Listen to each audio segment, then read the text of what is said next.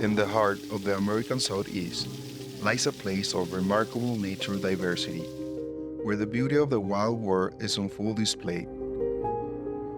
Florida stands among the top 5 states in wildlife diversity in the United States, as it is land of abundant life, which has over 700 land animals and over 1,000 marine species. Unfortunately, it also ranks as one of the states with the most at-risk animals in extinctions like mammals, birds, and reptiles. I think it was maybe 1 year ago. I was working in my last job, and I think it was a stormy day. When I went out, I just figured out that was a dog. And then I was like, okay, I need to do something. And my biggest problem was that I didn't know what to do at the moment. Formerly a preschool teacher, Maria Fernanda possesses a deep passion for animals. As a regular Florida resident, she plays her part in conserving the local wildlife, making her valuable contribution. When you see wildlife, because we don't have that connection, oftentimes it's sort of like that hidden population that we don't see. So they're very underrepresented. Annabella Alfred embodies passion and purpose. From her role as a former senior Florida agent to her current position as a college professor, she crafts a narrative of perseverance, traversing from Colombia to Florida, a true guardian of justice and wildlife. Annabella shares inspirational stories that resonate. Well, 26 years ago, I was living in Miami Lakes, and I remember early one morning, I went out to go to work, and I heard something in the bushes. I'm like, what is that? So I got down and I looked, it was a tiny little baby squirrel. So then I started doing research to see what place could help me, and that's when I discovered the South Florida Wildlife Center. And I fell in love with their mission, and ever since, for 26 years, I've been rescuing wildlife. A growing concern has captured global attention, with experts in agreement on various animal-related challenges. Amidst this array of issues, one concern looms larger than the rest: the ongoing habitat loss threatening our wildlife. Carolina Montano, Director of Outreach at South Florida Wildlife Center, discusses this pressing issue. So South Florida is very developed. The biggest threat is that we are taking habitat away from animals who live here. We are the only place in the world with a place like the Everglades, so we are affecting the ecosystem in that way, where we take a little bit of that area. South Florida Wildlife Center, led by dedicated individuals like Carolina, is one of a few vital organizations that has as a mission the protection and rehabilitation of the local wildlife that faces these challenges.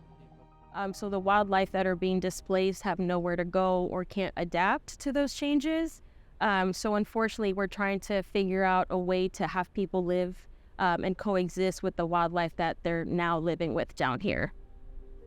The United States Fish and Wildlife Service manages a network of public lands and waters called the National Wildlife Refuge System. This system protects many species and provides humans with the best opportunities to connect with nature and observe wildlife. There are over 560 refuges around the United States, and over 94 refuges are located in Florida. As Florida diverse wildlife faces an ongoing crisis, dedicated individuals and organizations have stepped up their efforts to protect and preserve the region's precious natural inhabitants. So in my role as medical director, I'm essentially in charge of the care of all of the rehabilitating animals here and kind of directing their treatment and ensuring the quality of care. Charlotte Corneyer and her team at South Florida Wildlife Center are on the front lines, assisting thousands of animals each year. So South Florida Wildlife Center gets about 9,000 animals a year. We have about 400 animals on our property at a given time, representing over 300 different species of native Florida wildlife.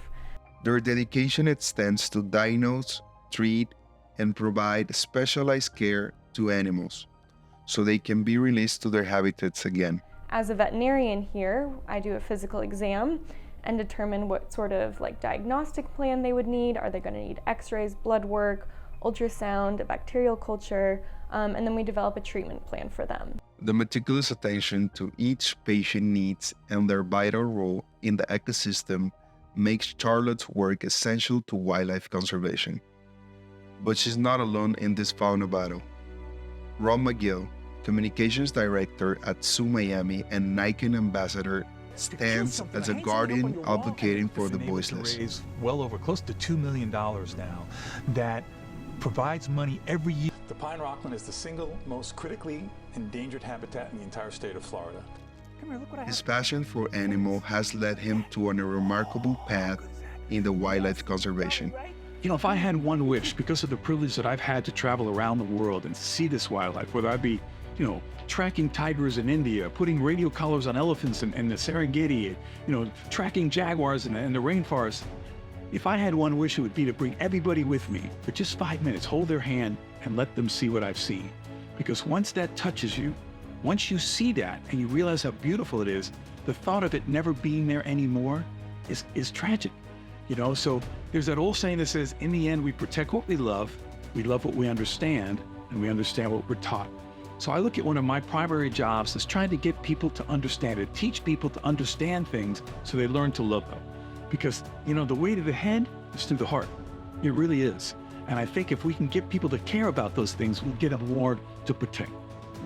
But since the threat has been increasing, more wildlife and their habitats have become in danger. For this reason, the Florida Fish and Wildlife Conservation Commission has been enacting and enforcing rules and regulations that govern human activities in many areas. These laws include restriction on fishing, trapping, hunting, and keeping certain exotic animals as pets.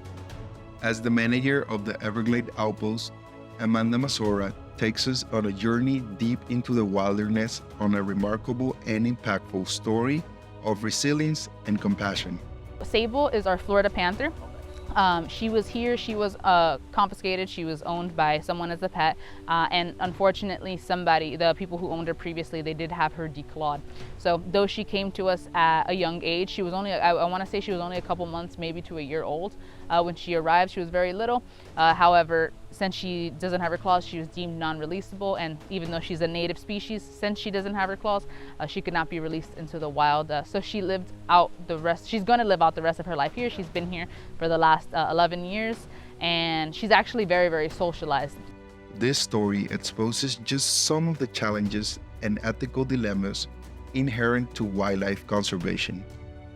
Sabal's tale compels us to reevaluate our relationship with the natural world and to contemplate the repercussions of human actions. Nonetheless, in the face of these challenges, a glimmer of hope emerges. These are all things that we can do on a day-to-day thing at our home. Stop buying bottled water that comes in things that you just throw the bottles away right away. Use recycled water. Use, a recycled can to get that water. As the old saying goes, little things done by lots of people add up to big things.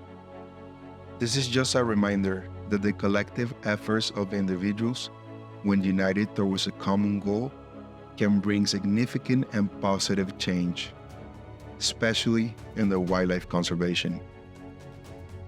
Your power as a consumer is very strong. And you especially, this young generation, you're going to be the most powerful consumers there are. Choose wisely what you buy, because what you buy will help dictate how things are acquired, how things are manufactured, and in the end, how the environment is protected. As we look to the future, the dedication of individuals like Annabella and Maria Fernanda shines bright. Their passion for wildlife preservation drives them to continue to make a difference. So I just show up for the animals every day in and day out. I'm on call 24/7. So for me is to keep that track and maybe sort of forecasting in the future, do something at the international level. I'll see what the future holds for me, and what doors open up for me. As Annabella strives to expand her impact to a global scale, Maria Fernanda echoes a similar feeling. So now after that, I want to participate in, actions, organizations to work with that kind of things and just give information to other people that don't know about the situation.